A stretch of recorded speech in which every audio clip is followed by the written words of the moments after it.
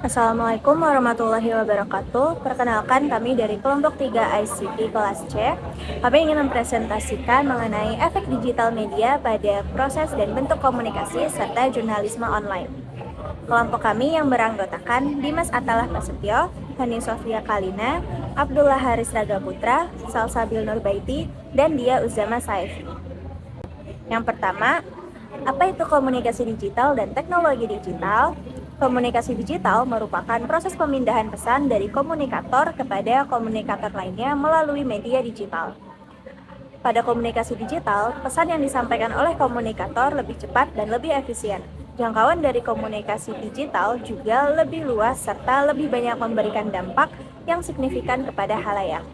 Sedangkan menurut Muhammad D. tahun 2019, teknologi digital merupakan teknologi informasi yang mengutamakan kegiatan dilakukan secara digital.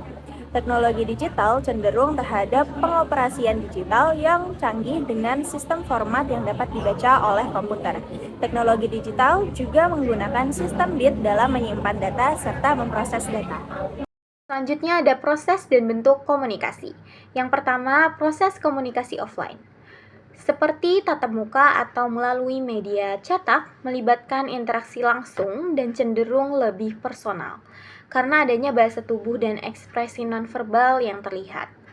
Media cetak seperti koran ataupun majalah memberikan informasi melalui proses yang panjang karena melalui tahapan seperti pengumpulan informasi, penyuntingan, dan pencetakan sehingga memiliki karakter linear dan lebih formal. Sedangkan komunikasi online memanfaatkan internet dan teknologi digital untuk menjangkau audiens yang lebih luas secara instan. Prosesnya lebih cepat karena melibatkan media seperti email, pesan instan, dan media sosial yang memungkinkan interaksi dua arah. Komunikasi online juga lebih fleksibel, memanfaatkan elemen multimedia yang memperkaya konten visual dan interaktif.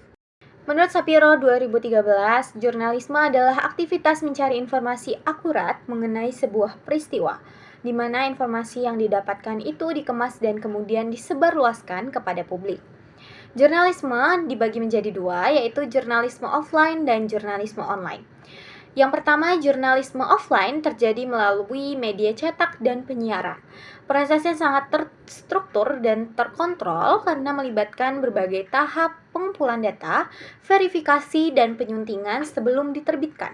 Contohnya media cetak seperti surat kabar atau majalah yang menyajikan berita dalam format yang tetap dan terencana, yang cenderung memberikan waktu bagi pembaca untuk mendalami informasi secara mendalam. Namun, di media cetak tidak bisa menyediakan fasilitas untuk diskusi atau umpan balik dari pembaca seperti yang ada di platform online. Ini dapat membatasi keterlibatan pembaca. Yang kedua adalah jurnalisme online. Jurnalisme online ini memanfaatkan platform digital untuk menyajikan berita secara real time. Contohnya mencangkup situs web, berita, blog, dan media sosial. Jurnalisme online ini memiliki kecepatan yang tinggi dalam proses publikasi, seringkali tanpa memerlukan tahap penyuntingan yang panjang dan sehingga dapat berpotensi menyebabkan penyebaran informasi yang kurang akurat. Namun, jurnalisme daring ini sendiri memungkinkan partisipasi publik di mana pembaca bisa memberikan tanggapan langsung atau berbagi berita dengan mudah melalui sosial media. Namun dengan banyaknya informasi yang tersedia secara online, pembaca sering merasa kewalahan dan hal ini dapat mengakibatkan kesulitan dalam membedakan informasi yang penting dan tidak relevan. Dalam konteks ini, terdapat beberapa efek digital. Yang pertama, terjadinya konvergensi, yaitu ketika media mainstream menggabungkan media, telekomunikasi, dan juga komputer yang kemudian menjadi sebuah bentuk yang bersatu dan berfungsi sebagai media komunikasi dalam bentuk digital. Contohnya seperti kelompok Kompas Gramedia atau KKG yang sudah memiliki harian Kompas, yang ternyata mendirikan kompas.com dan Kompas TV. Begitu pula Tempo Inti Media memiliki majalah Tempo. yang mendirikan Tempo.com dan Tempo TV. Teknologi juga dapat mempengaruhi jurnalisme dalam 4 hal, yaitu cara kerja para jurnalis dalam mencari informasi, sifat konten berita, struktur organisasi media di dalam ruang redaksi, sifat hubungan antara media, reporter, dan sejumlah publik seperti halayak, kompetitor, sumber berita, sponsor, serta regulasi yang dapat mengendalikan pers. Salah satu perubahan penting yang mempengaruhi cara kerja jurnalis adalah adanya digitalisasi terhadap konten. Digitalisasi konten dapat berdampak kepada pola distribusi konten yang bisa menjangkau berbagai platform digital. Transformasi yang terjadi di era digital tampak pada produk jurnalistik yang menggunakan berbagai platform, melibatkan tautan, melakukan kustomisasi, dan keterlibatan halayak, sehingga berita menjadi jauh lebih mengalir. Di era digital, situs berita terus-menerus diperbarui. Media digital juga memberikan kemudahan bagi wartawan untuk melakukan proses jurnalisme. Teknologi tersebut membantu wartawan, mulai dari menemukan sumber, memeriksa fakta, memenuhi deadline. Perubahan juga terjadi pada ruang berita, yang menjadi desentralisasi dan fleksibel.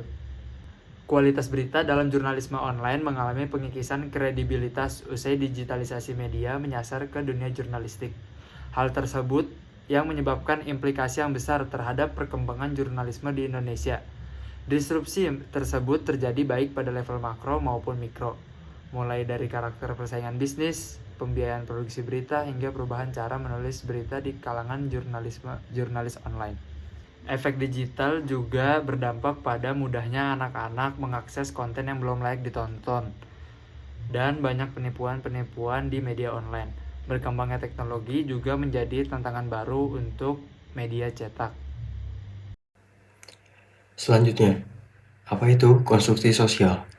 Menurut Bumin, istilah konstruksi sosial atau realitas menjadi terkenal sejak diperkenalkan pertama kali oleh Peter L. Berger dan Thomas Luckmann melalui buku mereka yang berjudul The Social of Construction of Reality, A Treatise in the Sociological of Knowledge, tahun 1996.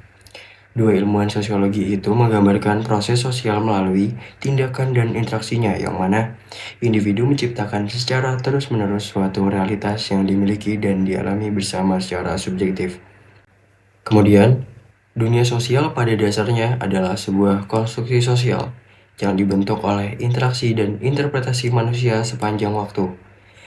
Menurut Hambali, konstruksi sosial muncul melalui proses panjang penggabungan nilai-nilai sosial dengan emosi dan peristiwa sejarah yang memainkan peran penting. Proses konstruksi ini melibatkan 3 tahapan utama, yaitu eksternalisasi, objektivasi, dan internalisasi. Eksternalisasi ialah penyesuaian diri dengan dunia sosiokultural sebagai produk manusia.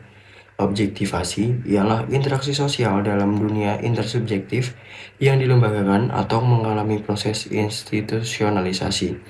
Internalisasi ialah individu mengidentifikasi diri di tengah lembaga-lembaga sosial atau organisasi. Ya, selanjutnya adalah kesimpulan. Kesimpulannya adalah komunikasi digital merupakan sebuah proses penyampaian pesan melalui media digital yang memungkinkan pesan tersampaikan dengan lebih cepat, efisien, dan menjangkau audiens yang lebih luas.